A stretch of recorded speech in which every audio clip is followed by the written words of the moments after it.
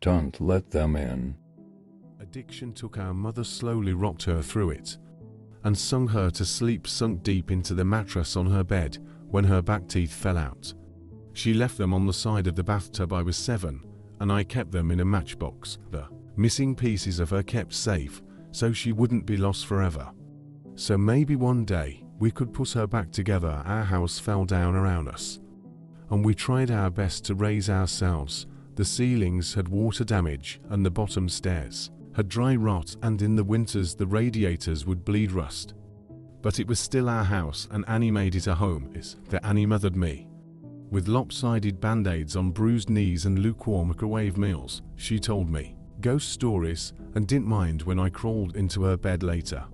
On to Scared to Sleep Alone, she taught me to dance barefoot on the living room carpet, music channel, a full volume on the TV, shaking our hips before they were fully grown. She always let me shower first, so the water was hot, never complaining when she had to make do with cold. She brushed my hair every day before school, even when I screamed and hit her. When she caught the tangles, Annie was dark-haired like her father, whoever he had been. But I was blonde. Annie was desperate to be blonde, to like Marilyn Monroe like Mom. I think she thought it would make them closer, remind Mom less of her dad. I'd give anything for her to have her hands in my hair one more time, even if it hurt. She moved to New York when I turned 18 and never came back. I still dream about her sometimes. Keeping up with our mother was impossible, and we learnt from a young age we would always be left behind. It didn't make it any easier. When she was drinking light, she would wake us up at 3 a.m. with pancakes dripping in cherry syrup. Sometimes when the weather was right and Shed had enough being drunk alone, she would call our school up and tell them we had both come down with summer sickness, and we'd drive to the beach instead. I remember being 9 years old in the back seat of the car coming home after one of our ocean days, sucking the salt from my fingers. Annie had just dyed her hair blonde, her best friend Jane helping her bend over our kitchen sink from behind. I couldn't tell who was mother and who was daughter. Radio up and windows down, blowing the sky inside when she was drinking heavy. Shed be out all night, hair piled up like a beauty queen, eyes glazed over and ringed with glitter and black. Sometimes Shed be gone a day or two. She would never tell us. When one day we'd just wake up to an empty house and the fridge packed full post it note on the front with a smear of Mom's lipstick in the outline of a kiss, telling us Shed be back soon. Sometimes Shed bring guys home, filling the table with beer cans and ashtrays, smoke up to the ceiling. Mom lost in the haze. We'd sleep with pillows over our heads, trying to drown out the music they would blast until the AM, and wake up to strangers at our kitchen table in the morning asking us where we kept the coffee. When Mom drank too little, she fell apart. She wouldn't buy food. Refrigerator, a gaping hole in the wall. Shed chain smoke leaving cigarette burns on the wallpaper up by the stairs, like the walls were sick and decaying. She barely slept, walking around with blue half moons under her eyes, knuckles raw. She would scream at the slightest thing. I remember once when I spilled a glass of juice on the couch, she looked over at me with dead eyes and dragged me off onto the carpet, and then took every single cushion off the couch and into the backyard and set them on fire. Annie went to watch a while from the window and then sat next to me on the floor, backs pressed against the skeleton of the seat's head, resting in the crater of my collarbones. When Mom drank too much was the worst. Shed laughed aloud and along at anything and everything until her mouth started to shake and she started crying at the breakfast table into her cereal. Annie shut down when Mom was like this, went somewhere deep inside herself where nobody could hurt her. Shed stay up until the morning watching old black and white movies on TV, whispering the lines she knew by heart like prayers. W. Hen was 5. I'd cry when I'd find Mom passed out cold on her bed, sure she would never wake up. Annie would wipe my tears, tell me she was only sleeping just like the princesses in my storybook. We'd sit on Mom's bed together and wait for her to wake up. When we were older, I was the one who would pick Mom up off the bathroom floor again and again, and Annie would put her to bed. smoothing her hair off her face and the vomit from her mouth, changing her clothes if she'd pissed herself. Watching them then, there was no doubt that Annie was the mother. Now it was October, and I was 13, Annie 16. It was a Wednesday night and Mom had been gone for 2 days. She'd called us that morning from a payphone, voice slurring down the line telling us she was having the best time with all her new friends. Hoped we were doing fine when she asked me if I was having a good birthday. I hung up on her. My birthday had been the day before Annie had given me a pile of presents, strawberry lip glosses and glittery nail polishes. I didn't ask where she'd got the money for them. I didn't care. We'd taken the bus to the beach with Jane, eaten the birthday cake she had made for me, sand getting into the frosting. It tasted like sweetness and the sea, and I savoured every bite and scrape of sugar against my teeth. We watched the sun go down, Annie snapping grainy photos on her Nokia as I blew out my candles, wishing over and over that Mom wouldn't come home, that she'd just stay gone this time. But that Wednesday night, me and Annie weren't speaking. Anger hung heavy between us, seeping through the floorboards. It began when she tripped at the bottom of the stairs. We'd both laughed, Annie throwing her head back, gap between her front teeth catching the light. When ID bent to pick her up, ID caught her breath warm against the freckles on my cheeks. I let go of her arms, and she fell again, hitting the floor and grinning, shaking her hair from her face. Her breath was heavy with whiskey. I couldn't start picking her up, couldn't watch her fall again and again, just like Mom. I knew she'd never get back up. ID stared down at her blonde hair fallen into her eyes, and all I could see was our mother.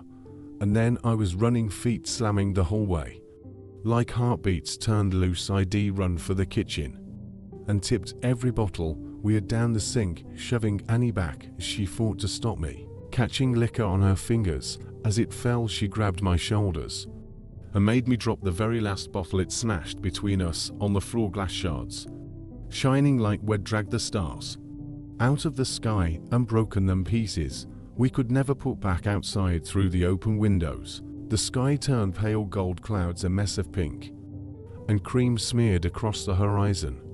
I cried then, watching Annie on her knees picking up the pieces. That was Annie, always trying to fix things even when it was too late. The smell of food dragged me from my room stomach, turning traitor inside my ribcage. Annie was cooking pasta, real food, not made in a microwave. She'd set the table, Tammy Wynette singing softly from the CD player, Annie gently swaying her hips as she stirred the tomato sauce, rich and warm, as we ate in silence. With every bite, I forgave her. Mom never cooked dinner or remembered my favorite was spaghetti. Ever since I was a kid, or stayed sober long enough to sit up at a table, Annie wasn't Mom. We were washing the dishes when we first heard it. A moth was crawling down the inside of the pane, and I cracked the window to let it out into the dark. From the backyard came a faint sound. I tilted my head to listen, as it was coming from far off, crying. I figured it was Mika, the 2-year-old next door, having a tantrum loud enough for us to catch, or maybe even Lucky Strike, the cat that junkies down the street, begging for food like he sometimes did. I always wanted to feed him when he came around, winding over my ankles. But Annie always stopped me, saying, once you started giving, they never stopped taking. Looking back, I don't think she was talking about the cat. Annie flipped the Christmas lights strung up around the porch, and we sat on the plastic beach chairs, watching the skies. When we were little, we'd sit outside, and Annie would tell me the names of all the constellations and the stories of how they came to be hung up in the night sky. I had to grow up before I realized she made them all up. She went along. It was a game we still like to play now, making up ridiculous stories for the shapes we could pick out. Ah yes, that one there is the Coors Light. It got there when God dropped it out of his convertible window and never picked it up, she said, nodding sagely and hiding her smile. Of course, I said, waving my hands and pointing up past the power lines right next to the ashtray, left there by angels on a smoke break. Yeah, they say if you wish on it, all your dreams will come true, said Annie, grinning. She stopped laughing, voice quieter, face tilted up to all those dead stars. "Let's wish, Emmy, let's wish." So we did. The sound of crying interrupted us. It was closer this time. And definitely human. We turned to each other, confused. Annie shrugged.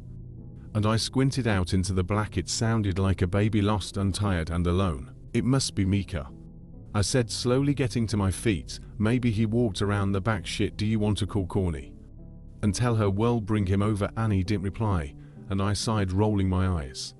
"Guess he'll do everything then." I stepped off the porch, grass soft against my heels. The air smelled like it might rain, fresh and clean and growing, a promise unfulfilled. Annie's voice was strained. I turned to her, smiling. It died on my face when I saw the look on her own. Get inside now." She was staring out into the dark past me, opening the door with one hand. Behind her, fingers fumbling on the catch, froze barefoot in the dirt. Found what she was looking at. In the bushes by the back fence was a person crouched with their knees tucked up neat under the chin, arms wrapped around legs. Their mouth hung wide, softly opening and closing as he cried, like a child lost in the dark. Not like a child, but as someone pretending, mimicking the sound. Open and closed out in the blackness. Suddenly, they straightened, snapping a bright face. Still hidden by the black, they were tall and thin to be a normal person. Panic made me move, animal instincts left over from the days we lived up in the trees, carrying me forward. I was faster than Annie, dragging her inside and slamming the door behind us. Hearing it bounce on its hinges as I locked it, we watched as the person slowly walked towards the house. Annie reached for my hand, holding me tight, and turned me to face her, holding my shoulders. "Don't turn around, Emmy, don't turn around." Instinctively, I started to look over my shoulder out into the darkness. Annie grabbed my face hard and shook her head. I knew then she was serious. Her voice cracked, and she cleared her throat, gripping my hand tight enough to hurt, nails digging in, grounding herself. I looked down at our fingers, interlocked, both of us grown from the same bones. "I'm gonna call the cops and everything is going to be." Her voice faltered, stuttering, tears spilled over, ripping like the promise of rain. "Annie never cried." "Your phone's on the porch," she whispered, and bowl crawled its way up my throat. Her phone was upstairs charging. A soft tapping filled the silence. Annie turned to the window. I wiped, showing her eyes were so wide. It was the sound of someone's forehead against the glass. Slowly, over and over, they started to speed up, faster and harder, skin meeting glass, until they were slamming into the window hard enough to shake the panes. The tapping stopped, and I was about to ask Annie if I could look now, when she screamed, followed by the sound of cracking glass and the louder slam. Yet whoever was in our yard had just smashed their face hard enough into the window to break it. We ran upstairs, two at a time, skipping the ones caved in. With dry rot on instinct, I turned behind me once, and Annie yanked my face back before I could see. The sound of broken glass echoed behind us as we made it to the bathroom. Locking the door, a thin wailing cry like a baby calling for its mother filled the hallway, trapped between the walls, unlocked doors. Annie threw her back against the door, feet jammed up against the bathtub, clutching the knife she had grabbed from the kitchen.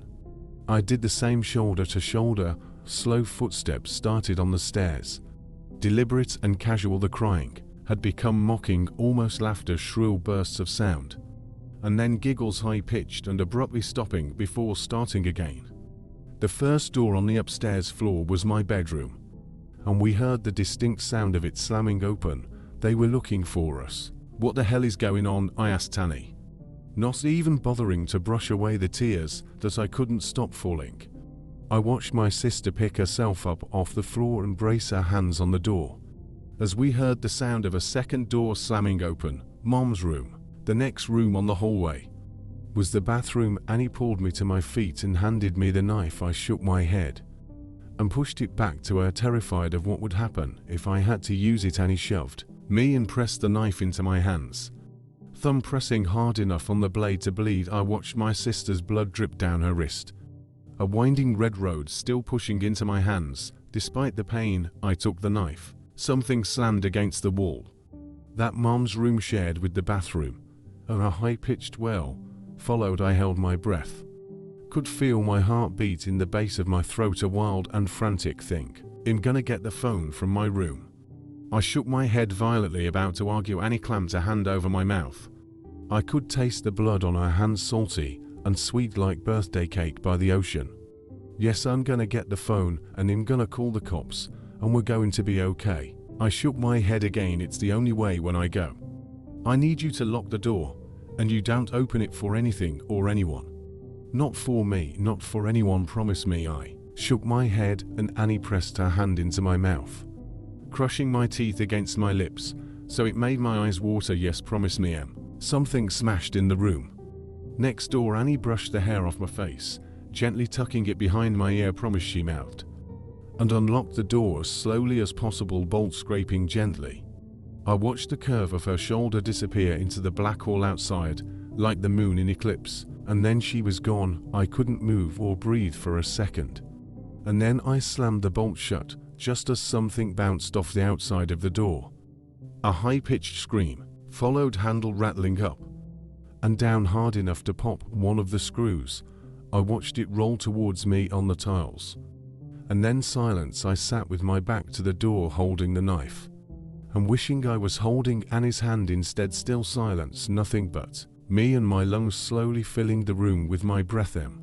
Came a voice through the door. I started, hands gripping the knife. Honey, what's going on? Mom. My voice cracked. Mama, is that you? I wrapped my arms around myself, shaking, trying to keep myself still. Sweetie, it's okay. Just open the door, it's okay. Just let me in. The handle rattled again, gentler. Just let me in, it's all okay. She banged on the door, and I took my handle of the bolt. Honey, I'm sorry, I missed your birthday, I'm sorry. I'm such a terrible mother, please. Her voice broke, and she started to cry. Just let me in, baby. I'm so sorry. I screwed my eyes shut. She sounded so sad and so lost. I just wanted her to hold me like when I was a kid and I'd coming off the swings with a scraped knee. Maybe this time she meant it. Maybe it would all be okay. My hand found its way to the bolt again. My sister's voice came through the door, warm and gentle. Yeah. Emily, let us in, it's all okay. Hand froze on the bolt, and I tightened my grip on the knife. Annie never called me by my full name. A hand banged on the door, handle rattling. Emily, let us in. Annie's voice became low and guttural, followed by the same shrill giggles from before. Mom spoke now, pleading and crying, voice getting louder and louder. Let us in, let us in, let us in, over and over again, punctuated by her fists on the door. I thought about demons and monsters, all the bedtime stories we pray. Don't crawl out from under the bed. That's not my sister and you're not my mother. I screamed through the door, hands over my head. I climbed into the bathtub and curled in a ball, cradling myself, knife clutched to my chest. I didn't know what it was outside that door, but I knew it wasn't Annie. It wasn't the voice that yelled at when I changed TV channel, the one that sang me happy birthday, the one that told me I was smart even when I got bad grades, the one that read me stories about princesses that never wake up. It wasn't human. Bangs and yells came from downstairs, followed by the footsteps of people running. A low guttural howl ripped through the house, filling the room until I felt like I was drowning in the sound. And then the door was kicked in. I screamed, covering my eyes, waiting to die. Arms found me and lifted me from the tub, carrying me from the room. I looked at the outside of the door as I was carried downstairs. It was covered in long scraping claw marks dragged down to the floor. Pillows ripped apart covered the hallway in soft down. Like it had snowed inside. I watched them drift slowly as men in uniforms checked each of the rooms that looked like they had been torn apart by something feral. Outside in our driveway were police cars and an ambulance. In the middle of it all was Annie, bathed in blue and red light as it washed over her, lit up in the dark like a neon angel face aglow. I threw myself from the cop's shoulder and ran to her, holding us both together, broken pieces and all, standing under all those constellations. We made up. Gentle screaming came from the ambulance, which rocked occasionally. Annie gently turned my head away, smiling so sadly it made my chest ache. As I understood, turns out there was no demon, no wild animal or bad men trying to break in just mom, of her mind on booze and drugs and everything in between. Coming to the end of a week-long binge, something had finally broken inside her head, and this time we couldn't put her back together. No matter how hard we tried, sometimes you fall one last time, and you never get back up. Annie had seen her in the garden, blood dribbling from her mouth, track marks bulging on her forearms like unmapped roads rail thin, and desperate for one more hit, one more fix. She'd searched the kitchen for all the drink ID thrown away, and when she hadn't found it, had come to hunt for the stash. She hid in the bathroom. She hadn't wanted me, just the drugs on the other side of the door. So high she could mimic Annie's voice almost perfectly. Turns out the real monsters are the ones that eat you alive slowly. The kind that come in a bottle or a needle, or at the end of a long list of reasons why you can't get out of bed in the morning. Sometimes the monsters are the ones that raise you or love you the most.